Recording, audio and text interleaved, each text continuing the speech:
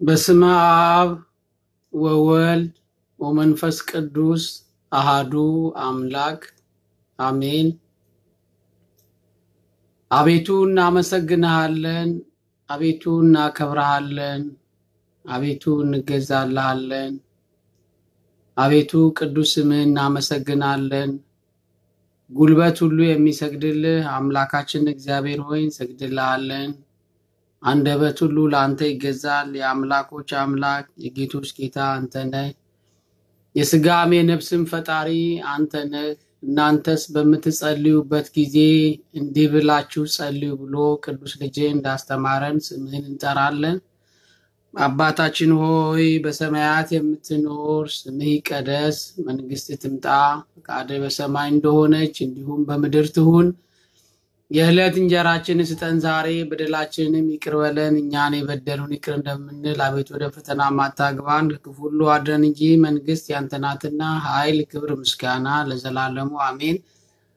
እመቤታችን ቅድስት ድንግል ማርያም ሆይ በመልአኩ በቅዱስ ገብርኤል ሰላምታ ሰላም እንልሻለን። በሐሳብሽ ድንግል ነሽ፣ በሥጋሽም ድንግል ነሽ። አሸናፊ እግዚአብሔር እናት ሆይ ሰላምታ ላንቺ ይገባሻል። ከሴቶች ሁሉ ተለይተሽ አንቺ የተባረክሽ ነሽ፣ የማኅፀንሽም ፍሬ የተባረከ ነው። ጸጋን የተመላሽ ሆይ ደስ ይበልሽ፣ ልዑል እግዚአብሔር ከአንቺ ጋር ነውና ከተወደደው ልጅሽ ከጌታችን ከመድኃኒታችን ከኢየሱስ ክርስቶስ ዘንድ ይቅርታና ምሕረትን ለምኝልን ኃጢአታችንንም ያስተሰርይልን ዘንድ ለዘላለሙ አሜን። የማይሰራ ኃጢአት እግዚአብሔር ይፍታ።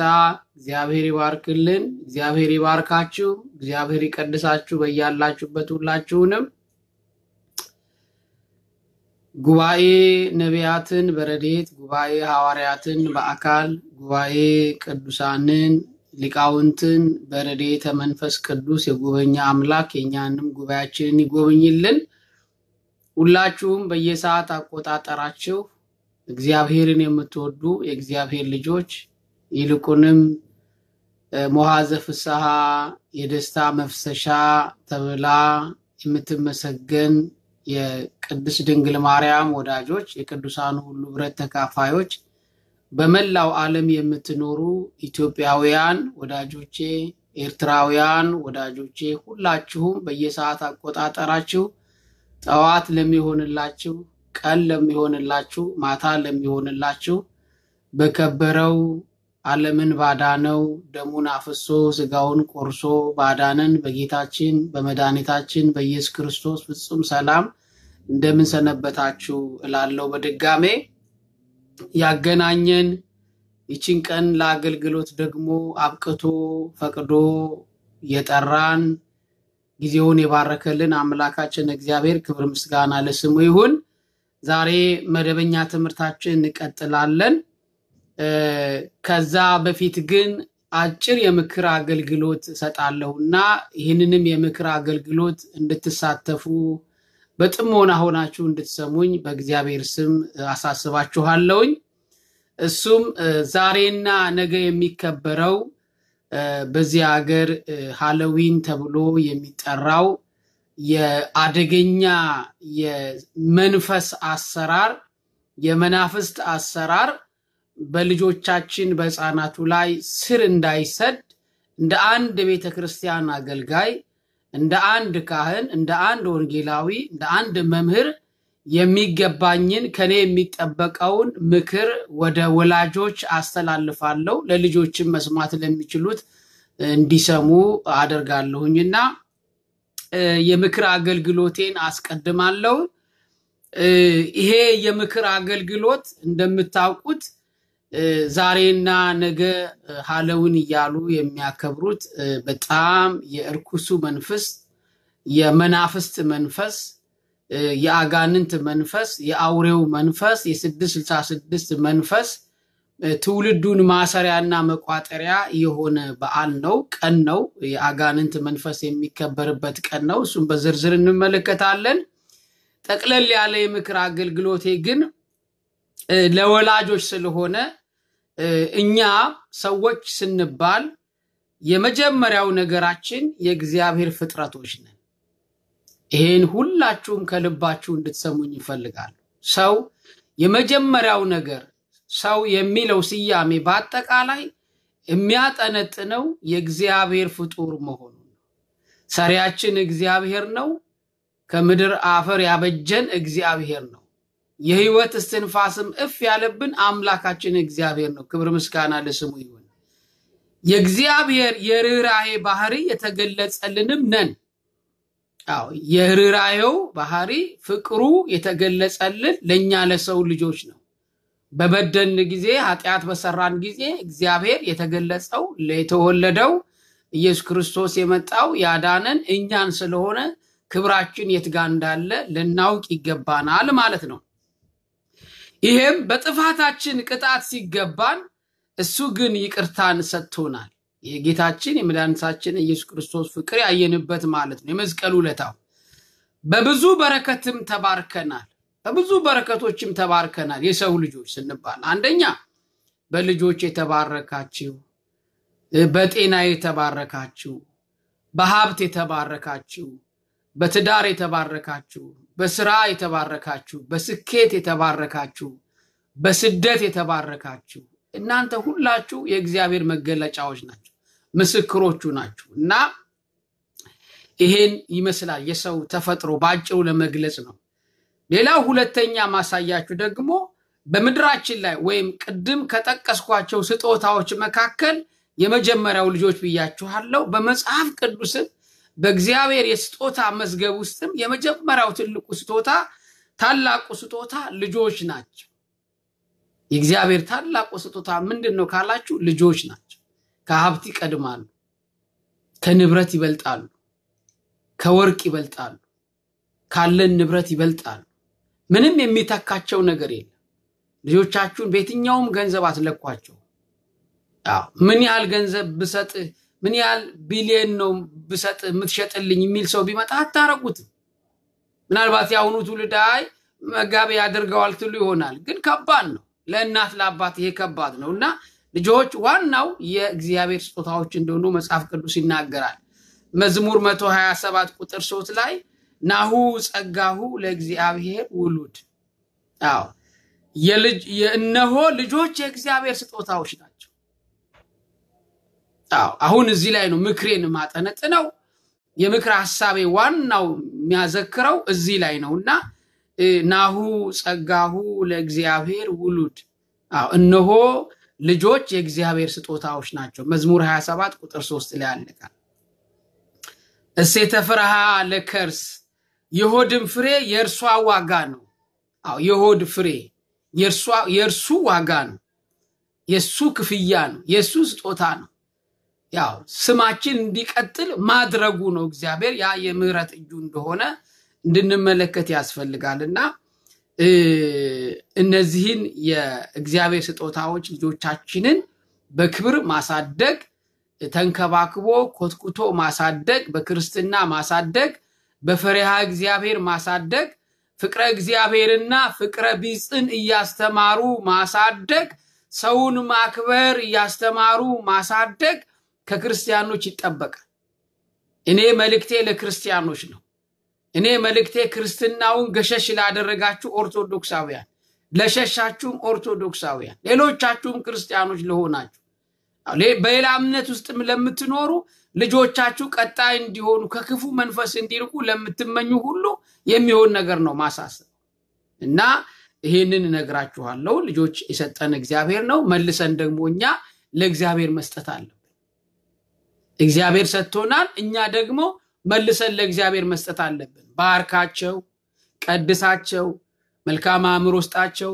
በጥበብና በእውቀት ያድግ ነበር ናዝሬት ተባለ ጌታችን መድኃኒታችን ኢየሱስ ክርስቶስ የኛም ልጆች በጥበብ እንዲያድጉ በእውቀት እንዲያድጉ በምርምር እንዲያድጉ በፍልስፍና እንዲያድጉ እግዚአብሔር ይፈልጋል ቤተክርስቲያንም ትፈቅዳለች ካህናቶችም ይጸልያሉ ግን ከእግዚአብሔር በተለየ መንፈስ ልጆች ወድቀው እንዲጎዱ ወላጆቻቸውን እንዲያስለቅሱ አባት እናታቸውን እንዲያስመርሩ አንገት እንዲያስደፉ የዲያብሎስ አሽከር እንዲሆኑ የ666 ተገዢዎች እንዲያው ያኦሬው ዋዜማ ነጋሪዎች ሰባኪዎች እንዳይሆኑ ቤተክርስቲያን ታስተምራለች ካህናት መምህራን ይደክማሉ እናንተም ደግሞ በሚገባችሁ በሚቻላችሁ መጠን ልጆቻችሁን በመንፈሳዊ ነገር ማሳደግ ይጠበቅባችኋልና ይሄንን ነው እንግዲህ ምክር እየሰጠው ሄደው ዋናው ሐሳቤ መጨረሻ ላይ ታገኙታላችሁ። ሶስተኛው ልጆች ለቤተሰብ እንዲታዘዙ ወይም እንዲያገለግሉ ታዘዋል። ወላጆቻቸውን እንዲያገለግሉ በስተመጨረሻ ሲያረጁ ደግሞ እንዲጦሩ ታዘዋል። ይሄ እግዚአብሔር ሕግ ነው። ነገር ግን ወላጆቻቸውን እንዲጦሩ ወላጆቻቸውን እንዲታዘዙ ለማድረግ በትክክል ቀና ብለው ማደግ አለባቸው። በቤተሰብ ፍቅር ማደግ አለባቸው። በወላጆች ፍቅር ማደግ አለባቸው። ዛፍ ተክላችሁ ቀጥ ብሎ የሚወጣው ከአተካከሉ ነው። ከመጀመሪያው ከጎኑ የምንደግፍለት ነገር ካለ ቀጥ ብሎ ይወጣል። ገና ሲተከል ግን የተጣመመው ሲያድግም እንደዛ ሆኖ ነው የሚቀረው። አንመልሶ እስኪቆረጥ ድረስ አይመለስም። ተመልከቱ። አንዳንዱ የታደለው ለሞፈር ይሆናል ሲጣመም እና እንደዛ ነው። ሰውም ቀጥ አድርገን ያሳደግነው እንደሆነ ያድጋሉ። እዚህ ሀገር መቼስ ምሳሌ ነው። ዛፍ ሲተክሉ ከጎኑ እንዴት እንደሚቋጥሩ፣ እንዴት እንደሚከቡት፣ እንዴት መሸፈኛ እንደሚያደርጉለት፣ እንዴት ምግቡን እንደሚሰጡት፣ እንዴት ከውሃ ውስጥ ቀስ ያለ የማይረጭ ውሃ ፍስስ እንደሚያደርጉለት በቧንቧ ውስጥ ለውስጥ እያየን ነው። ተጣመው እንዳያድግ እንዴት አድርገው ከጎኑ ቀጥ ያለ ብረት እንደሚያቆምለት፣ ወዲያ እንዳይል በግራም በቀኝም ባላንሱን እንዲጠብቅ ይይዙለታል። ይሄ ሁሉ እንክብካቤ ነው። ቀጥ ብሎ እንዲያድግ ብትጠይቋቸው ይነግሩናል። ይሄ ነው መልሳቸው። ቀጥ ብሎ እንዲያድግ እንዳይጣመም። ለምን? ለምሰሶ ተመልከቱ። በየአስፋልቱ ላይ ያለው ምሰሶ ቀጥ ያለ ነው። ሄዳችሁ ስታዩት ነው እንጨት መሆኑ የምታውቁት፣ ግን ብረት ነው የሚመስላችሁ። ያንን ይቀቅሉትና ቀጥ ብሎ ወጣ ነው በስነ ስርዓት ይሰራል። አያችሁ፣ እንስሳቱን እንኳን እጽዋቱን እንኳን ሰው እንደዚህ ያስለምዳል።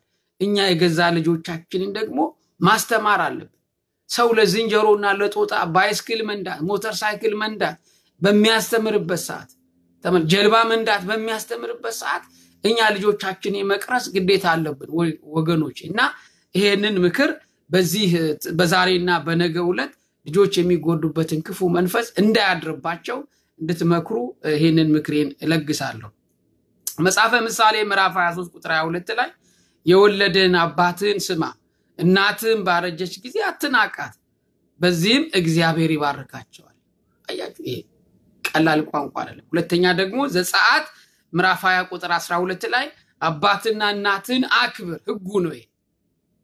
ትእዛዙን አባትና እናትን አክብር፣ እግዚአብሔር አምላክ በሚሰጥ ምድር እድሜህ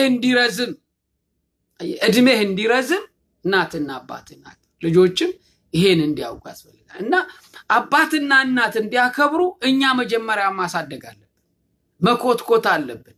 በዚህ ፍቅር ውስጥ ማሳደግ መቻል አለብን እና ይሄንን ማድረግ አለብን። ብዙዎች ወላጆቻቸውን በሕፃንነታቸው አጥተው ሲያለቅሱ ታያላችሁ። አፋልጉን የሚሏሉ። በጣም በቃ እኔ ልቤን ይነካኝ የአንድ የዩኒቨርሲቲ መምህር ወጣት በሚዲያ ቀርቦ ሲናገር ነበርና አንጀት ይበላል። እሱ አሁን ትልቅ ሰው ነው፣ ተጠያቂ ሰው ነው፣ ባለሙያ ነው፣ በብዙ ሺዎች የሚቆጠሩ ደቀ መዛሙርትን የሚያፈራ ሰው ነው። ሀብት አለው፣ ንብረት አለው። እናቱን ግን ይፈልጋታል፣ በልጅነቱ ያጣት እና በእውነት አሁንም ካለች ከተደበቀችበት ወይም ካለችበት ቦታ አፋላጋችሁ ለዚህ ሰው ለዚህ ታላቅ ምሁር እናቱን ብትጠቁሙት ደስ ይላል። በእውነት እግዚአብሔር የተመሰገነ ይሁን። ተገናኙ ተብሎ ደግሞ እንድንሰማ እግዚአብሔር ይርዳን። ይሄ ጸሎቴ ነው። እኔም ጸልይለታለሁ ካየሁት ጊዜ ጀምሮ በጣም ከሱ ጋር ልቤ አንብቷልና እግዚአብሔር ይርዳው። ወጣት ነው፣ የ6 ኪሎ ዩኒቨርሲቲ ታላቅ መምህር ነው። እናቱን ይፈልጋል። በልጅነቱ ሻይ ቤት ተጥሎ ነው ታሪኩ እንደሚናገረው እና ቀላል ነገር የቤተሰብ ፍቅር ቀላል ነገር አይደለም ወገኖቼ። ልጆችን ተንከባክቦ ማሳደግ እግዚአብሔር እንዲያድለን መልካም ፈቃዱ ይሁንልን። ይሄን ካልኳችሁ አራተኛው ደግሞ ጌታችን ሕፃናትን ይወድ ነበር። በሕፃናት ዙሪያ ላይ ጌታችን መድኃኒታችን ኢየሱስ ክርስቶስ ዋነኛ ተጠቃሽ ነው። ሕፃናትን የሚወድ፣ ሕፃናትን የተንከባከበ፣ ሕፃናትን ያቀፈ፣ የባረካቸው፣ የቀደሳቸው፣ እንደነሱ ካልሆናችሁ ብሎም ያስተማረባቸው መንግስተ ሰማያትን መስሎ የነገረን በሕፃናት ሕይወት። ስለዚህ እሱን ደግሞ እንመለከታለን የማርቆስ ወንጌል ምዕራፍ 9 ቁጥር 36 ላይ ሕፃኑንም ይዞ በመካከላቸው አቆመው ሕፃኑን ይዞ አቅፎ በመካከላቸው አቆመ እንደነዚህ ሕፃን መሆን አለባችሁ ቂም የላቸውም ሕፃናት በቀላ ያቁም ሕፃናት ኩርፊያ ያቁም ቂም ያቁም ቅያሞታ ያቁም ቶሎ ይመለሳሉ እየገረፋቸዋቸው ወደ እናንተው ናቸው እየተቆጣችሁ ወደ እናንተው ናቸው ምንም ሄጃ የላቸው ያን ያህል ግልጽ ናቸው ንጹሃን ናቸው ልጆች እና እግዚአብሔር እሱን ሕፃኑን አቁሞ አስተምሯል አቅፎታል ስሞታል እና ሕፃን አግናጤዎስ ምጥው ለአንበሳ የሚባል ነውና በኢየሩሳሌም ሊቀ ጳጳስ ሆኖ በጀግንነት በሰማዕትነት ያረፈ ታላቅ አባታችን ነው ጌታችን ያቀፈው ያ ሕፃን በስዕሉ ላይ ተመለከቱታል ያቀፈው ጌታ ያ ሕፃን ሊቀ ጳጳስ ሆኖ በሰማዕትነት ያረፈ ጀግና የቤተክርስቲያን ሐዋርያ ተመልከቱ ወንጌላዊ ነብይ ሆኖ ያለፈ ታጋይ ሆኖ ያለፈ ጀግና ሆኖ ያለፈ ብዙ ያዳነ ነው ብዙ ያጠመቀ ነው ብዙ ያቆረበ ነው ብዙ የመለሰ ነው አግናጤዎስ ምጥው ለአንበሳ መጨረሻ ላይ ለአንበሳ ተወርውሮ በአንበሳ ተበልቶ የሞተ ነው ሰማዕትነት የተቀበለ ነው አያችሁ ለዛ ክብር በቃ ለጵጵስና ለሊቀ ጵጵስና በቃ ክብር አገኘና እንዲህ እናገኛለንና ሕፃናቶች እግዚአብሔር እንደሚወዳቸው ይናገራል እንደገና ማርቆስ 10:13 ላይ እንዲዳስሳቸው ሕፃናትን ወደርሱ አመጡ ወላጆች ባርክልን ዳስልን መጻኢ ሕይወታቸውን ቀድስልን በጥበብና በሞገስ እንዲያድጉ እጅህን ጫንባቸው አሳርፍባቸው ባርክልን ዳስልን ባክ ልጆቻቸው ልጆች ትላልቅ ሰዎች ጭንቅላታቸው እንዲያሸታሸት ያደርጉ ደስ ይላቸዋል እንደ ቡራኬ ነው የምንቀበለው አያት ሲያሻሽ ቡራኬ ነው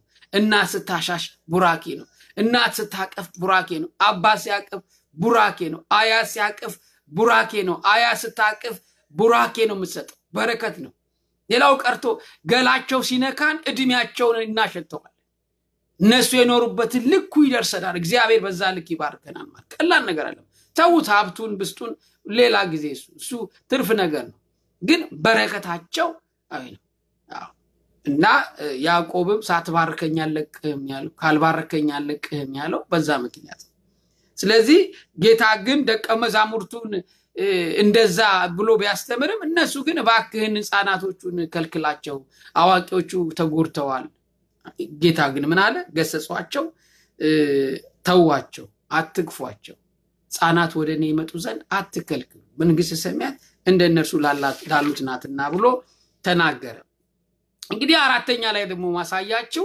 ስለዚህ ስለ ሃሎዊን ነው በነገራችን ላይ በጣም የጠበቀ ዕውቀት የለኝም በዚህ ላይ ይሄ ነው የሚለው ዕውቀት የለኝም ትርጉሙ ራሱ ነው ያውን ጠይቄ የሚያብራራኝ ሰው አላገኘሁም ምንድነው ሃሎዊን ማለት ራሱ እና የሚባለውን መጥፎ መንፈስን አስፈራርቶ መመለስ የሚለው ነገር ነው ትንሽ ግንዛቤ ሊሰጠኝ የቻለ ነገርና እሱን ይዣለሁ እንግዲህ ይሄ ከሆነ አውሬው ሰይጣን ዲያብሎስ መንፈሱን የሚያሳድረው ከሕፃንነት ጀምሮ የኮተኮተ ለማሳደግ ይሄ በእኛ ሀገር በተለያዩ ለምሳሌ ርቻልን የመንፈስ ያጋንንት አምልኮ ስርዓት ነው ብለናል ያመነ ይመን የተቀበለ ይቀበል በቃ እውነቱ መናገር ነው እዛ ላይ ካህናት ስላያችሁ ቄሶች ስላያችሁ አይደለም በቃ ለአጋንንት የሚሰዋበት ተመልከቱ ብዙ ነገር የሚደረግ የእንስሳት በከክርስቶስ ደም በኋላ ምን ያደርጋል የእንስሳት ፈርስ ከክርስቶስ ደም በኋላ ምን ቦታ አለው ያንን መቀባት ለምን አስፈለገ የናዝሬቱ ኢየሱስ ክርስቶስ ደም በቀራንዮ ፈሶ ምን ያደርጋል ይሄ ነው ኃጢአት ምንላችሁ ስለዚህ የከብቶቹም የእንስሳቱም የላሙም የጊደሩም የበጉም የፍየሉም የሁሉ የወጣጤዎቹ ደም አብቅቷል መስዋዕት መሰዋት አብቅቷል አሁን ለመባዓልትነት ብቻ ነው የሚፈልጉት ለአምልኮ አይቀርቡ መስዋዕት አይሆኑ በቃ ጌታ ኢየሱስ ክርስቶስ አንድ ጊዜ ሁሉን ጠቅሎ ወስዶታል ስለዚህ ክብር ምስጋና ለስሙ ይሁንና እኛ እንዲህ ብለን ምናምን ኦርቶዶክሳውያን ስለዚህ ዛቦታ ላይ መገኘቱ ነውር ነው ምንለው በዚህ ምክንያት ነውና አሁንም በዚህ ስም በረቀቀ በሰለጠነው ዓለም ደግሞ ይሄን ስም ይዞ ሃሎዊን የሚል ስም ይዞ ይመለካል ይሰገዳል እንግዲህ ተመልከቱ ሰይጣን የሚያድርባቸው መናፍስት የ666ቱ የአውሬው መገለጫ የሆኑ እንስሳት አራዊት በሙሉ እዚህ ውስጥ ይጠቀማሉ ዛሬና ነገ ይቀርባሉ ለምሳሌ አንደኛ የ666 ዋና አርማ የሆነችው ሸረሪት በሃሎዊን ትታያለች የአውሬው ዋዜማ ዋና ፊት አውራሪዋ ሸረሪት ትታያለች በብዙ ምስል እየተሸጠች ነው በብዙ ምስል ውስጥ በወረቀት በጨርቅ በምን እየተሸጠች ነው እንደገና ደግሞ በጣም በብዙ እንደ ሸረሪቷ ደግሞ የምትታወቀዋ የሸረሪቷ ሁሉን በወጥመድ ውስጥ እናስገባለን ሁሉም በመረባችን ውስጥ እናስገባለን ነው ትርጓሜው የተፈለገችበት የሌሊት ወፍ ደግሞ አታዩት አትታይ ውብላ ባጠገብ ስታልፍ አታያት ምን ጊዜ መታህ ምን ጊዜ ሽንቷን ሸንታብህ እንደምትሄድ አታቅ ምን ጊዜ አፍንጫ እንዲቆረጥ ጉንጭ እንዲቆረጥ ጆሮ እንዲቆረጥ እንደምታደርግ አይታወቅ አሁን መዳን ስላለ ሰው እየተረፈ ድሮ ግን እሷ ጠብ ያረገችበት አፍንጫው ላይ ቢሆን ይቆረጣል ጆሮ ቢሆን ይቆረጣል ተመልከት አንገቱ ቢሆን ሟች ነው ይሄ ሁሉ መርዝ ያለባት ስለዚህ ምን ጊዜ መተን ጠቅ እንደምናረጋ አታውቀው በሚል ሸረሪት ትፈልጋለች የሌሊት ወፍም ትፈልጋለች ስለዚህ የሌሊት ወፍ እንደገና ደግሞ የጠፋው ደራጎን ይፈልጋል ደራጎን ዋናው ደግሞ ቢራቢሮ መልኳን የምትቀያየር ናት ብዙ አይነት መልክ አላት አሁን ሰዎቹ የግብረ ሰዶማውያን የወሰዱት አርማ ከሷ ቆዳ ላይ ያለው ከሷ መልክ ላይ ያለውን ተመልከቱ ድብልቅልቅ ያለ ብዙ ቀለማትን ይዘዋል ተመልከቱ እሷ ለዚህ ትፈልጋለች ቢራቢሮዋ ሄየሄደች በየቦታው የምትቀስ ስለዚህ የቦታው ሁሉ ይሄንን ዓላማ ማራመድ ነው እነዚህም ይፈልጋሉ አምስተኛ ዱባ ነው ይሄ ደግሞ ምንድነው በዚህ ሀገር የሚሉት ፓምኬክ ነው የሚሉት አይደለም እሱን ለምሳሌ ምን እንደሚያደርጉት እንደ ምግቡ እንደ ምስ አሁን ዛፉ ላይ አረቄ እንደሚያፈሱ ቅቤ እንደሚቀቡ ፓምኪን ነው ደግሞ እዚህ ሀገር ቀርቦ የሚሰጣቸው እንደ ምግቡ ይቆጠራል እንዲበላውት ማመንፈሱ አይታይ ያቺ እንደ ግብር ነው የሚቀርብለት ማለት ነውና እያንዳንዱ ለልጆቹ በኋላ ቆይታችሁ ማስተማር አለባችሁ አሁን እንደፈነው ብላችሁ ነው ማያዝ ያለባችሁ ከትምህርት ቤት እንዲቀሩ አይፈቀድም እስኪያውቁ ድረስ ግን ቀስ በቀስ በእነሱ ላይ እያስተማራችሁ እየነገራችሁ መሄድ አለባችሁ ለማለት ፈልጌ ነው ይሄን ካልኳችሁ በኋላ ስድስተኛ ደግሞ ካንዲ የከረሜላ ምንለው እንደገና ደግሞ የግድያ ምስሎች ከአይኑ ውስጥ ደም ሲፈስ አውሬው መቶ ሲቦጫጭቅ የሚያሳይ ምስል ጉንጩን ቦጭቆ ይዞ ጥርሱን አግጦ ሲወጣ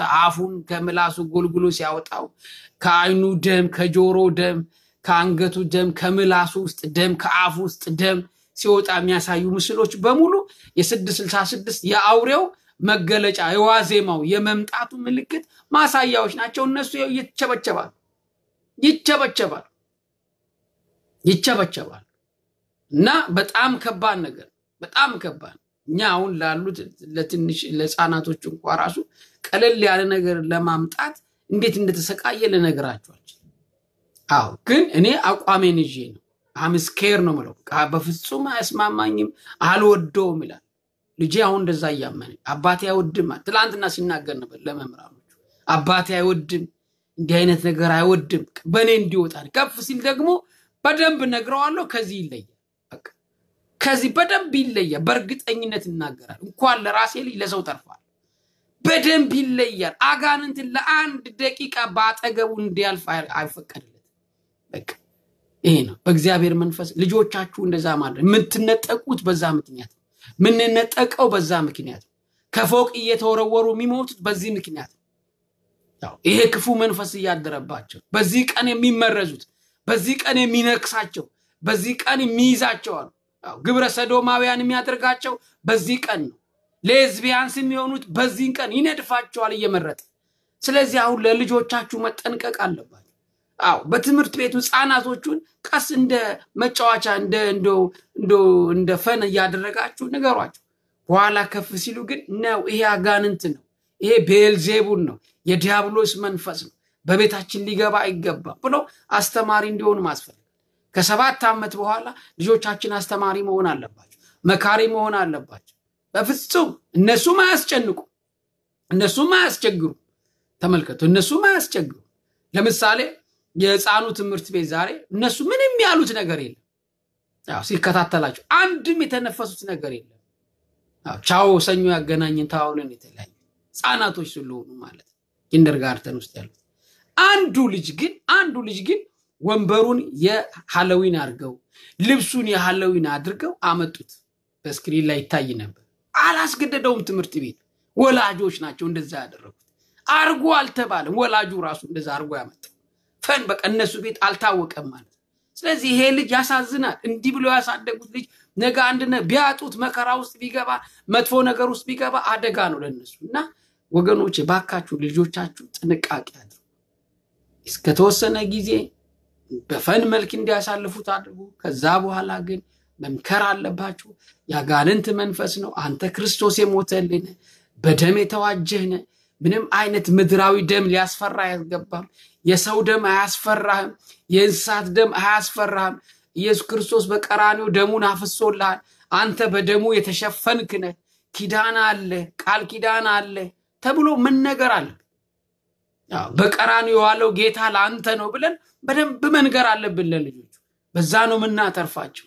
ክርስትናውን ሰተን ነው ምናተርፋቸው በክርስቶስ ስም ነው ምናተርፋቸው ስለዚህ በዚህ ቀን የሚነደፉት ሕፃናት ነገ ልናጣቸው ስለምንችል ወላጆች ጥንቃቄ አድርጉ አብራችሁ ምታከብሩ አላችሁ ቤት ለቤት እየሄዳችሁ ምግብ ምትበሉ አላችሁ ያለዊን ምግብ ምትበሉ አላችሁ ሀበሻዎች ምን ነክቷችሁ ነው አፍራለሁኝ በጣም ነውር ነው እንዴ አሜሪካ መግባት እግዚአብሔርን ጭራሽ ያስጠላል እንዴ ሰይጣንን እንታመልኩ ይጋብዛችኋል ነውር ነው ባታመልኩ እግዚአብሔርን እንኳን እንዴት ነውር ስራ ሰራላችሁ እንዴት የሸረሪት ልብስ ለብሳችሁ እናንተ እንጀራ ትበላላችሁ ዲያብሎስን እንጀራ በሱ ስም የተዘጋጀ ማዕድ ትበላላችሁ ነውር ነው ስለዚህ ወላጆች ተጠንቀቁ እናንተንም ሰላማችሁን የሚያሳጣችሁ ቤት የሚበጠብጥ ተጣር የሚያፈርሰው ይሄ ነው እና ተጠንቀቁ እናንተ ልጆቻችሁንም ምከሩና አደራችሁን እንግዲህ እንዳይበዛብኝ ያኛውንም ሰዓት እንዳይዝብኝ ቶሎ መለሳለሁኝ እንደገና ደግሞ የሰውና የእንስሳት አጽም የሰው አጽም የጣት አጽም የፊት አጽም የግራ አጽም ይሁሉ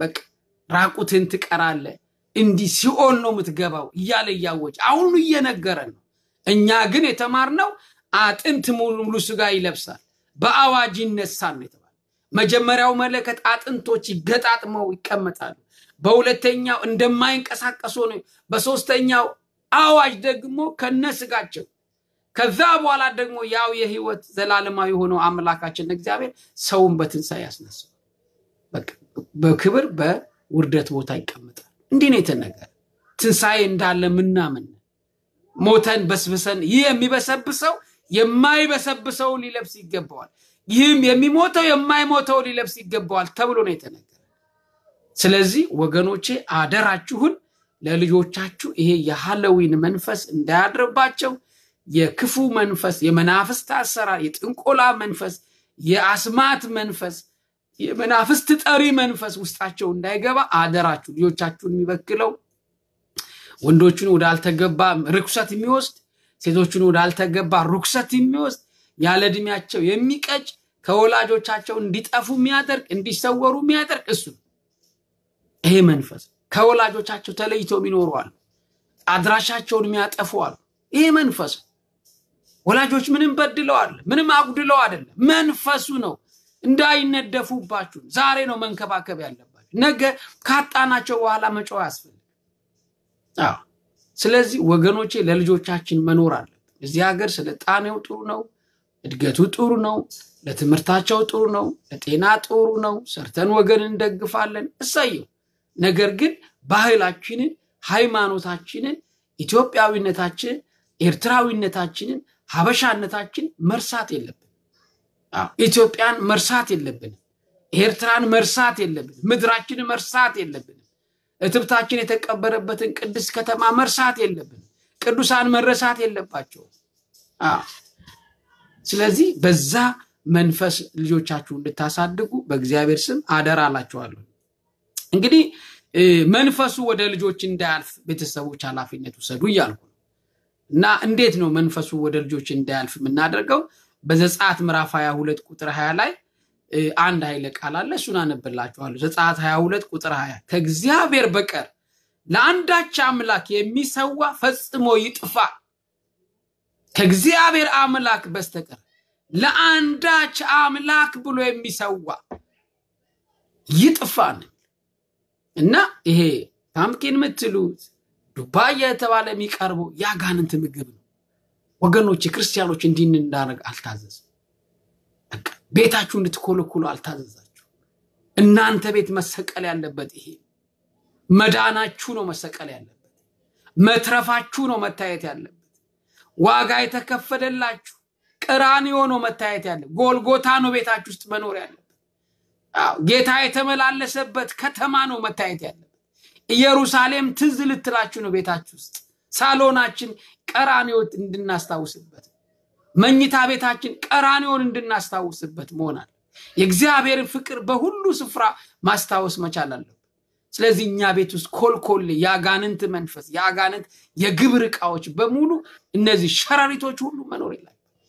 አሁን አስጠነቅቃለሁ። ልብስ በፍጹም አንድ ሸረሪት ያለበት እሱ በሙሉ አሁን ለምሳሌ የሕፃናቶች ቶይ ግቡ በሙሉ የአራዊቱ ነው፣ በሙሉ የመናፍስቱ ነው፣ በሙሉ የ666ቱ ነው፣ በሙሉ የጌዎቹ ነው፣ የሌዝቢያንሶቹ ነው ያለ ቀለማቱ በሙሉ የትም እንዳንሄድ ተመልከቱ። በኮምፒውተሩ በምኑ በቴክኖሎጂው በሳተላ በሁሉ ይመጡባቸዋል።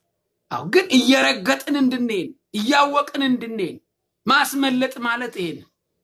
እና ይሄ ነው እኔ የሰይጣን አምልኮ ስለሆነ አልቀበልም። እንዲልጃችሁ ያስፈልጋል፣ እንድትልጃችሁ ያስፈልጋል እንጂ ዝም ብሎ ጭራቅ አስመስሎ ጋኔን አስመስሎ ደም ከምላሷ የምትተፋ አስመስሎ ፎቶግራፍ ማንሳት መሳሳቅ የቁም ነገር እንዳይመስላል። ያ መንፈስ ነው። ይገባል፣ ይዋሃዳል። እናቴ ልጅሽን ታጣቻለሽ፣ አባቴ ልጅህን ታጣዋል፣ ታለቅሻለሽ። ተጠንቀቁ። ይሄ ያስፈልጋል።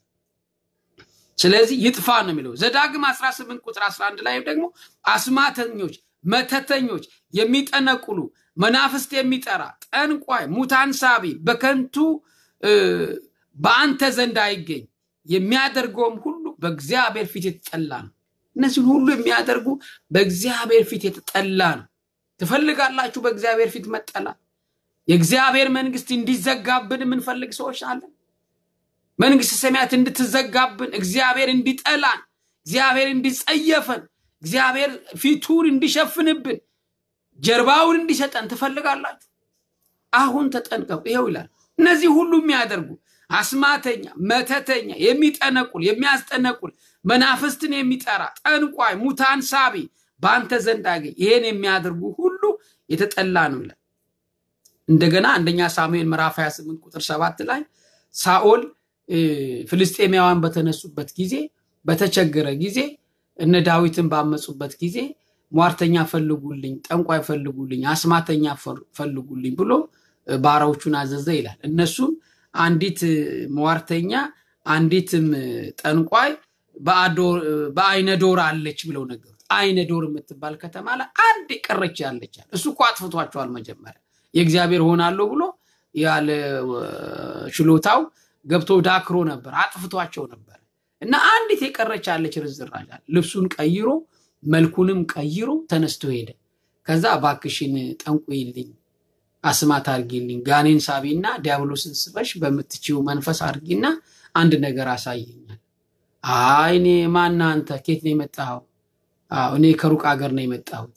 እንዴ ሳኦል ያደረገውን አልሰማ? ለራሱ እኮ ነው፣ ሳኦል ራሱ እኮ ነው። ግን መልኩን ስለቀየረ አለባበሱን ስለቀየረ አላወቀችው። መልኩን ቀይሯል፣ ማስክ ነገር ለብሷል ማለት። ልብሱን ደግሞ የሳኦል ልብስን ታውቃለች፣ ተቀይሮ ታራ ሰው መስሎ ነው የመጣባት። እና ሳኦል ያደረገውን አታውቅም። እንዳለ እንደጨረሳቸው ለምን ነፍሴን መከራ ውስጥ ተከታታል? ሂድልኝ አለችው። አንዳች ነገር አትሆኝም እምልልሻለሁ አላት። ከዛ በኋላ እንዲህ ስላላት እጠብቅሻለሁ ማለት ነው ብሎ ብላ ማንን ነው የምትፈልገው አለችው። ሳሙኤልን አላት፣ የቀባውን ሳሙኤልን። ከዛ በኋላ እሷ በመናፍስቷ በአጋንንት ኃይል ሳሙኤልን ጠራችለት፣ አስነሳችለት ነው የሚለው ቃሉ። አስነሳችለት ነው የሚለው። እና ሬሳው ተነስቶ መጣ አይደለም፣ በሳሙኤል መንፈስ፣ በሳሙኤል መልክ፣ በሳሙኤል ገጽ በሳሙኤል ቁመና ከነ ድምጹ መንፈሱ ይታያል አጋንንት ይታያል ይሄ ነው እንጂ ሳሙኤል ከሞት አጋንንት ጎትቶን ከሄውና ብሎ አጽሙን አሳየ ማለት አይደለም ወገኖች እንደዛ እንዳይመስላችሁ ራሱ ሰይጣን እስመለሊሁ ሰይጣን ይትመሰል ከመመላከ ብርሃን ቅዱስ ጳውሎስ በአንደኛ ቆሮንቶስ ምዕራፍ 11 ላይ ተናገረ ሰይጣን የብርሃን መልአክ እንዲመስል ራሱን ይለውጣል ላፎሚያ የተገለጸው ሚካኤል ያስተኛ ሚካኤል ምንድነው እኔ እኮ ሚካኤል ነው ያለው በቃ አምጸባረቀ አባታ ላፎሚያ እኮ ብርሃን ሰጣት አካባቢውን ሁሉ እኮ አበራው ዲያብሎስ ነው ግን ሚካኤል አልነበር እውነተኛው ሚካኤል ሲመጣ ግን መግቢያ አጣ እንደዚህ ነው ያታልላል ይመስላል ስለዚህ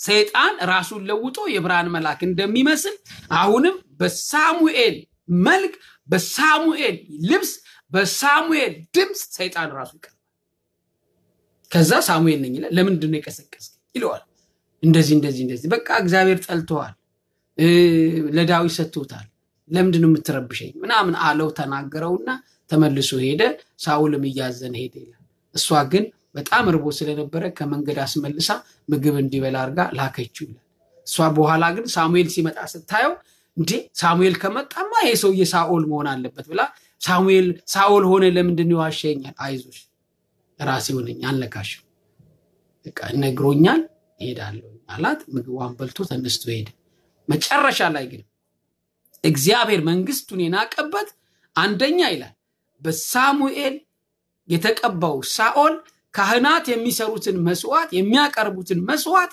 ሳሙኤልን ሳይጠብቅ ሰውቶ እግዚአብሔር ተጸይፎታል አንድ ሁለተኛ ደግሞ በአንደኛ ዜና መዋዕል ምዕራፍ 10 ቁጥር 13 እስከ 14 እንዲህ ይላል ስለሞቱ ነው እንዲሁ ሳኦል በእግዚአብሔር ላይ ስላደረገው ኃጢያት ምንድነው በእግዚአብሔር ላይ ያደረገው ኃጢያት እውነተኛ አምላክ ይያለ እውነተኛ ፈራጅ ይያለ እውነተኛ ተናጋሪው ጌታችን ይያለ እሱ ግን በሰይጣን በአጋንንት መንፈስ አያችሁ ሟርተኛ ጠርቶ አናገረ እግዚአብሔር ናቀ ሁለተኛ መጀመሪያ የካህናትን ቦታ ወስዶ መስዋዕት ሰዋ እግዚአብሔር ጠላው አሁን ደግሞ መናፍስ ጠርቶ ሳሙኤልን አምጪልኝ ብሎ አወራው ሰይጣን ራሱ አወራው መስሎ ልብሱን ለብሶ ሳሙኤል ድምጽ መስሎ አወራው እምቴት እንደምትሉት ማለት ዛሬ እንኳን እዚህ አሜሪካ ሀገር ኢትዮጵያም እንኳን ራሱ የተለያዩ መሪዎችን የተለያዩ ባለሀብቶችን የተለያዩ ራጮችን የተለያዩ ታዋቂ ሰዎችን አርቲስቶችን ድምጽ ያዙ የሚያወሩ ኢትዮጵያውያን መድረክ ይዘው ይተሳቀላቸው ነው ምንም አዲስ ነገር እኮ አይደለም እንደዛ ያወራል ማለት ነው ሰይጣን ደግሞ እንዴት እንደሚችል ወቁ እንዴት እንደሚያስመስል ወቁ መንፈስ ረቂቅ ስለሆነ ኃይልም ስላለ ተመልኩ መድረክ ላይ በልብስ ይመጣል ነው ረቂቅ ሆኖ መናፍስ 6 የሚመጣው እኮ እንደዛ እኮ ጨረቃን በእጁ ይዛል ተብሏል ያኔ እኮ ጌታ ነው ብለን እንሰግድለታለን የተመረጡት ሳይቀሩ ይወድቃሉ ነው የተባለው የተመረጡት ሳይቀሩ ያንን ሲመጣ ምን ልንሆን ነው ዛሬ በዚህ ከተርበተበት ስለዚህ እንዋጋ የክርስቲያን መሆናችንን እንግለጥ የእግዚአብሔር መሆናችን ይታወቅ የክርስቶስ መሆናችን ይታወቅ በደሙ የተሸፈነ መሆናችን ይታወቅ ስለዚህ በሃሎዊን በአጋንንት መንፈስ አንታሰር ቤታችን አይርከስ ልጆቻችን በዚህ ክፉ መንፈስ አይታሰሩ ጸልዩ ቤቱን ርጩት በጸበል እኔ ማርገ እኔ ነገር አልተኛ በሙሉ ቤቱን ስራጨው ነው ማለት መንፈሱን አስወግደዋል ያውን ይደሰቱ ያው በመከራ ከባለቤቴም ጋር ይሄሻላል ቅልል ያለች ነገር አንድ ነገር ተገስታለታለች ለትልቁ ነው ትንሹ ዞር ብሎ ማየት በቃ እሱ ያችን እንትን ብሎ እኔ ጋር እንደዚህ ይላል እኔ እንደ በፍጹም ብለዋለሁ ዳዲ አይፈራል በፍጹም ስኬር ነው አለ ለትምህርት ቤት ነገር ሳይጥሩ ነው በቃ እነሱም ለምን አላሉ መብቴ እንደሆነ ያውቃል እሱ ግን ነግሯቸዋል አባቴ በፍጹም አይወድም ምክንያቱም እኔ እንደኔ እንዲሆን ነው አንፈልግ ገና 7-8 ዓመት ሲሆነው እሱ እንደኔ ይሰብካል ይረግመዋል ምንም ችግር የለም እግዚአብሔር ተመስገነ እና ምን ተባለለ ሳኦል በእግዚአብሔር ላይ ስላደረገው ኃጢያት የእግዚአብሔርንም ቃል ስላልጠበቀ ሞተ ይላል ተመልከቱ መጨረሻው ሞት የመጀመሪያው መስዋዕት ስለሰዋ ነው የካህናቶቹን ቦታ ወስዶ ሁለተኛ ደግሞ በአንደኛ ዜና መዋዕል 10:13-14 እንዲሁ ሳኦል በእግዚአብሔር ላይ ስላደረገው ኃጢያት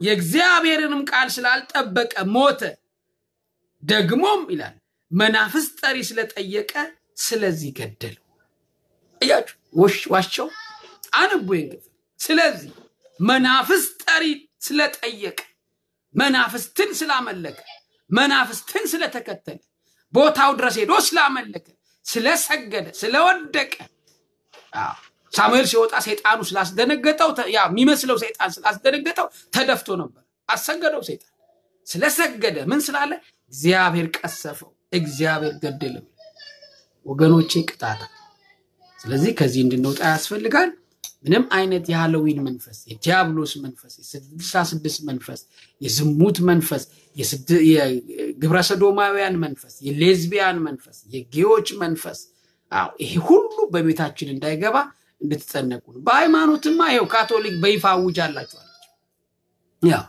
ካቶሊክ በይፋ አውጃላችኋል ወንድ ለወንድ ይጋባ ሴት ለሴት ይጋባ ፖፑ ትልቁ ያውኑ አውጆላችሁ ባንዲራውን ለብሶ አውጆ ተመልከቱ ለመጀመሪያ መስራቾቹም እነሱ ናቸው ያመጡት እነሱ ናቸው እንዴ እኛ እኮ ስንሰብክ አይሰማንም ሰው ስንናገር ማንንም አይሰማንም ነበር ይሄ ከካቶሊክ ቤተክርስቲያን ነው ወደኛ የመጣው ይያል ስንናገር ሰው አይሰማም ተመልከቱ ስለዚህ እነሱ ናቸው ያመጡት እንዴ ስንት ነገር አምጥተውብናል እኛ ውስጥም ከተውብናል እግዚአብሔር ያውጣው እንጂ እግዚአብሔር ያጥፋው እንጂ ቀላል ነገር እኮ አይደለም ስንቱ ቢመረመር ስንት ነገር አለ ወገኖች ስለዚህ እነሱ በይፋ ያወጡትን እኛ ሃይማኖታችንን እንጠብቅ ቅድስት ኦርቶዶክስ ክብራችን ናት ነውር የሌለባት ቤተክርስቲያን አትኮሩባት ነቀፋ የሌለባት ቤተክርስቲያን አታኮራችሁ ምንም በቃ ይሄ ትናንሹ በቃ ያለችው አራሙቻ እንትን አረሞችና አንዳንድ አዋራዎች እሱ ጊዜ ያራግፈዋል እግዚአብሔር ያስተካክለዋል ጠንካራ መሪ ሲመጣ የሚስተካከል ነገር ነው ይሄው አሁን ትውልዱም ራሱ እየከፋው ነው በሂደት ራሱ ያስተካክለዋል ስለዚህ ትውልዱን የሚሳደሙ ነው ቋንቋ ያለባቸው መጻፍቶች እንዲታረሙ ወደፊት ይደረጋል እግዚአብሔር ያድርገዋል ሁሉ ስለዚህ ሊውነታችን ይጠፋ ሁሉም በፍቅር ይኖራልና ወገኖቼ በዚህ በኩል ለልጆቻችሁ ትረፉ እናንተንም አድኑ እየሄዳችሁ ካንዲ ያላችሁ አትመገቡ ምግብ ያላችሁ ያለው ምራት ያላችሁ በጣም እግዚአብሔር ይጸየፋችኋል እግዚአብሔር ይቆጣችኋል እኔ ታናሽ ወንድማችሁ ባሪያው አገልጋዩ ልንጋራችሁ ነገና ዛሬ የሰይጣን ማዕድ የምትበሉ ሰዎች እግዚአብሔር ይፈርድባችኋል እንደዚህ አይነት ግብዣ የለም በፍጹም እንዲህ አይነት አከባበር የለም በቃ ቤታችሁ ማዕዳችሁ ሰርታችሁ ባርካችሁ መብላት በቃ ኖርማል ምግብ ነው ሄዳችሁ እንኳን እንብላ ካላችሁ እንጂ በሃሎዊን ምክንያት ብላችሁ የተዘጋጀ ማዕድ የምትበሩ እግዚአብሔር ይፈርድባችኋል ይሄ እንዳታደርጉ ምክሬ ነው እንግዲህ ሰዓታችንን ትንሽ ወስዶብናል ያው ጋንድ ግማሽ ይኖረናል ደግሞ ይሄ ግማሹን በዚህ ወስጃለሁኝ እስቲ እንዳይቀርብን ደግሞ የማቴዎስ ወንጌል ምዕራፍ 6ን እንጀምራለን የማቴዎስ ወንጌል ምዕራፍ 6 የሚጀምረው ወባህቱ ኡቁ ምጽዋተክሙ ይትግበሩ ለአይነሰብ ከመያስተሪው ሎሙ ምን ማለት ነው ለሰዎች ትታዩ ዘንድ ምጽዋታችሁን በፊታቸው አታድርጉ ለሰዎች ትታዩ ዘንድ ምጽዋታችሁን በፊታቸው አታድርጉ ደግሞም ተጠንቀቁ ላለማድረግ ይህን ካደረጋችሁ ግን አለበለዚያ ግን በሰማያት ባለው አባታችሁ ዘንድ ዋጋ የላችሁ መጽውታችሁ እንዲያይላችሁ የምትፈልጉት እግዚአብሔር ዋጋ ይሰጣችሁ በምጽዋታችሁ በረከት እንዲሰጣችሁ የምትፈልጉት እግዚአብሔር አያያችሁ ምንም ውድ ስጦታ ብትሰጡ እግዚአብሔር አያያችሁ እግዚአብሔር እንዲያያችሁ መጀመሪያ ራሳችሁን አስተካክሉ ለታይታ ለተሪዮ በሶፊት አታድርጉ እያለ እየመከረ የሚሰጠን ትምህርት ነው የምናገኘው ያው መልእክቱ ለቤተክርስቲያንም ለድሃም ለተቸገረም በሚሆን የምንሰጠውን ምጽዋትን ያጠቃልላል አንደኛ በግብዝነት እንዳንሰጥ ግብዝነት ማለት ተሪው ሰው ያየን ሙዲያ ምጽዋት ይጥላሉ ከፍ ያለ ገንዘብ ይጥላል እዛም እዚህ ይጥላል እንዳንባል ግብዞች እንዳን ሰው አይተን እንዳንጥ ሰው አይተን እንዳንሰጥ ጠብቀው ወቅት ጠብቀው የሚያደርጓሉና እንደሱ አታድርጉ ነው ሁለተኛው ደግሞ በሰው ዘንድ ለመከበር ለመታየት ቀን ቆጥረው በዚህ ቀን ብዙ ሰው ስለሚመጣ በዛን ቀን ለታይታ ብለው መስጠት እንደሚፈልጉ ሰዎች አትሁኑ። ከልባችሁ ይሁን፣ ተሪዮ አይሁን። በሶፊት አታርጉት። በስውር የሚያባት በግልጽ እንዲከፍልህ አንተ ደበቅ አድርገህ በስውር ስራ ለአምላክ ክብር አድርገው እያለ የሚያስተምረን ክፍል ነው። ሶስተኛው ደግሞ በምኩራብ በመንገድ እንደሚያደርጉት በውዳሴ ከንቱ እንደሚሰጡት አትስጥ። መለከት የሚያስነፉአሉ። ከሌ እንዲሰጠ ለልልባሉ። አሁን እኛም ተለምዷል። ይሄ ቃል ይቃወማል። ይሄን አሰራር ይቃወማል። ከሌን ሰጠ ለልባሉ። ሌላውን ለመቀስቀስ ነው ምንለው። ሌላውን ለማነሳሳት እንዲሰጥ ለማድረግ ነው። ግን በምድዋይ ምጽዋት አሰጣጥ ትምህርት ውስጥ ግን ይሄ ራሱ ነው እየተቃጠለብን ሰው ያየብን እና ግን የሰው ሞራል እየተባለ ለምደነው እኛም ካላንሽ አንልም። ህዝቡም ደግሞ እንደዚህ ካልተባለለት ሰጥቼ ዝም እንዴት ይላል? ወረቀት ጽፎ ይልኳል። እኔ ለምንድነው ማይነገርልኝ የሚለው እና ከባድ ዘመድ ውስጥ ነው ያለነውና እንደው በእውነት ወደፊት እግዚአብሔር እንደዚህ በጸጥታ በረከት የምናገኝበትን ጉልበት እንዲያድለን መልካም ፈቃዱ ይሁንልን። አታስነፉ ነው እንደው በትንፉ ቀርነ ይላል ግዕዙ ራሱ። ለማውጃችሁ በቃ እንዲበሉልን አስነግራችሁ እንዴት ተጣላችሁ ያለ ነው እና በእውነት እግዚአብሔር ይሄንንም ሁሉ ይቃወማል። እኛም እንግዲህ ይሄንን እንድንቃወም መበርታት አለብን። እግዚአብሔር የሚያየው በልባችን የያዝነውን እንጂ ውጫዊውን አይደለም። እግዚአብሔር የሚያየው ከልብ የምንሰጠው። ለምሳሌ ከልባችን ሆኖ አንድ ሳንቲም ስንሰጥ እግዚአብሔር ያያታል። ያቺ ጌታ ፊት ሙዳይ ምጽዋት ሰጠችዋን ሴት አስታውሳችኋለሁ። 500 ይሰጣል፣ 1000 ይሰጣል፣ 1500 ይሰጣል፣ 500 ይሰጣል፣ 250 ይሰጣል፣ 150 75 እንዲህ ይሰጣል፣ እስከ 1 ብር ይሰጣል። እሷ ግን 1 ሳንቲም ተመዘገበላት። ብዙ ሰዎች ግን የማናቀውና የማናስተውለው ነገር ያቺ ሴትዮ የተመዘገበላት 5 ሳንቲም 10 ሳንቲም ተብሎ ይጠራል እንጂ ያቺ ሴትዮ የሰጠችው ሳንቲም አይደለም። የእስራኤል ቂጣ ነው የሰጠችው። ያውም ግማሹን በልታ ግማሽ ለራት ብላ የነበረቻትን አወጣች፣ ጣለችው፣ ከጨርቋ ውስጥ አወጣ። ጌታ ያቺን ቂጣ አነሳና ስንት ታወጣለች አለ። ሐዋርያ ስቀው 5 ሳንቲም አያችሁ። ሙሉ አባ ስር ስለምትገዛ 5 ሳንቲም ተመዘገበላት። እውነት እላችኋለሁ ከነዛ ሁሉ እቺኛዋ ጻድቅ ሆና በልጣ ተገኘች አለ ጌታ። ለምን? ሌሎቹ የሰጡት ካላቸው ከትርፋቸው፣ እሷ ግን ትዳሯን ያላት ማታ ራት በለዋሉ ያለችው ብቻ አምጥታ ሰጥታለች። ምንም የሌላት እና በለጠችው በዚህ ምክንያት። ስለዚህ ልቧን ነው ያይ። እንደገና ደግሞ ሳይሰጡ እንደሚሰጡ ቢኖረን እንሰጣለን ብለው እንደሚመኙት እንደሚያስቡት ከሌላቸው ላይ ፈቃዳቸውን አይቶ የሚቀበላቸው የሚገርም ጸሎት እኮ ነው። ያው ካህኑ ንፍቁ ካህን ዲያቆኑ ከመጸለዩ በፊት ንፍቁ ዲያቆን ጸልዩ ከማለቱ በፊት የሚያነበው ተንሱ እንደተባለ የመጀመሪያው ንፍቁ ካህን የሚያነበው ይሄን ክፍል ከሌላቸው ላይ ፈቃዳቸውን አይቶ ፈቃዳቸውን ተመልክቶ ፈቃዳቸውን ሰምቶ የሚሰጣቸው ምንም ይሉ ቢኖረኝ ሰጥ ነበር። ልባቸውን አሁን ኖሯቸው እንደሚሰጡ የሚያምን አምላክ እንደሰጡ አድርጎ ይቆጥርላቸዋል። አያችሁ እግዚአብሔር ቸርነት። ቢኖረኝ አረገው ነበር። ቢኖር እንደዚህ ያደርግ ነበር። እኔ አንዳንድ ጊዜ ይገርመኛልና አንዳንድ ሰዎች ይመጡና የሚያስደንቅ ነገር ይነግሩኛል። እንደው ለእግዚአብሔር አብሎ ተሪ ወጥቶልኝ እንደው ቤት ገዛለት አባታችን እና እንደገዛችሁ ነው የሚቆጠረውላል። እግዚአብሔር ልባችሁ ይፍቀድላችሁ እንደው አንድ ቀን ያሳካላችሁ። ሎተሪ ገዛል ይሄ እንዲያርጋል ቀላል ነገር አይደል። እና እንዲህ የሚያደርጉ ሰዎች ይሄ ከቅንነት ከፍቅር እና እንዲህ እግዚአብሔር ያሳካላችሁ ለሁሉም የልቦናችሁን ፈቃድ ይፈጽምላችሁ። ቀላል ነገር አይደልና በዚህ ራሳችሁን አረጋጉ ነው ትልቁ መልእክት። ግብዞች አትሁኑ፣ አታስለፍልፉ፣ እየተናገራችሁ ለታይታ ለውዳሴ ከንቱ አትስጡ ነው። በቃና ተደብቃችሁ እግዚአብሔር በግልጽ ይከፍላችኋል። እሱ ያያዋል፣ እሱ ይከፍላችኋል።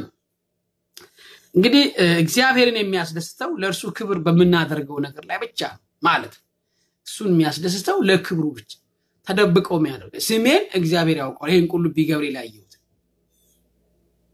እንደውም ነው ያስታውሰዋል በጣም አስታውሰዋል እና ብፁዕ ቅዱስ አቡነ ጳውሎስ በዛን ጊዜ ይህ ሰው ካልመጣ ብለው ጠየቁ ስሙ አይነገርም ስሜን እግዚአብሔር ያውቀዋል በሶስት ሳምሶናዊት 20 ሚሊዮን ብር ይታል በኢትዮጵያ አንድ ኢትዮጵያ 20 ሚሊዮን ብር ሶስት ሳምሶናዊ ራሱ ተናገረ ሶስቱም ውስጥ ያለው 20 ሚሊዮን ብር በሳምሶን ወረወረው ጉድጓድ ውስጥ ናውጣ ቢባል በፍጹም ስሙ ይነገር በፍጹም ምን አለ እኔና እግዚአብሔር እንተዋወቅ እኔና መላኩ እንተዋወቃለን አለቀ ቢባል አዲስ አበባ መጥቼ ቡራክ ይቀበላል አልፈለገም በሶፊ ይሄን ያህል ገንዘብ እንኳን ሰጥተው በዛን ሰዓት የሚባልላቸው ሰዎች 1000 ብር ሲሰጡት ሰዎች ናቸው የሚጮህ ባላያው ዝም ብሎ ሄደ አላሚለው 1000 ብር የሚሰጡ ሰዎች ይልል እየተባለላቸው ነው ስማቸው ይተጣራ እና ወገኖቼ ዋጋ የሚያሰጠው ይሄ መሆኑን መጽሐፍ ቅዱስ ያስተምረናልና እባካችሁ እንበርታ ነውና እግዚአብሔር የሚፈልገውን ነገር እንድንሰራ ያስፈልገናል ሰዓታችን እንግዲህ ሄዷል ይሄን ክፍል ሰኞ በመጠኑ ገረፍ እናረጋውና እንቀጥላለን ማለት ነው በዛ በመክራ አገልግሎቱ ትንሽ ጊዜውን ሳልወስደው አልቀርም እንግዲህ እቺን የጀመርናትን ደግሞ ትንሽ ገረፍ አርጌ ወደሚቀጥለው ክፍል እንሻገራለን ምጽዋት ምን እንደሆነ እንመለከታለን ስለዚህ እኛ ደግሞ ስንመጻውት ምን እንደማድረግ እንዳለብን ያንን ደግሞ አንዳንድ ነገሮችን አይተን የሚቀጥለው ደግሞ ወሰወት ጸልዩ ትኩኑ ከማአዛብ ስትጸልዩ እንደ አዛቦች አትሁኑ የምትለዋን ደግሞ አረፍተ ነገር እሱንም እናጠናለን አሁን ምጽዋት ነው የሚቀጥለው ደግሞ ጸሎት ነውና እግዚአብሔር ለዛ እንዲያዘጋጀን ለዛ እንዲያበቃን ቅዱስ ፈቃዱ ይሁንልን ያው ምክራችንን በደንብ ተቀበሉ አልጠራጠርም እንደምታገለግሉበት እንደምትጠቀሙበት አልጠራጠርም እግዚአብሔር ይርዳን ስለነበረን ጊዜ ያስተማረን የመከረን ጥበቡን ዕውቀቱን የገለጸልን የአባቶቻችን አምላክ ልዑል እግዚአብሔር ለስሙ ክብር ምስጋና ይሁን ሰኞ በሰላም በሕይወት በጤና ጠብቆ ያገናኘን ሰላም እግዚአብሔር ከሁላችሁ ጋር ይሁን ሰላም ሁሉ እግዚአብሔር ከእናንተ ጋር ይሁን አሜን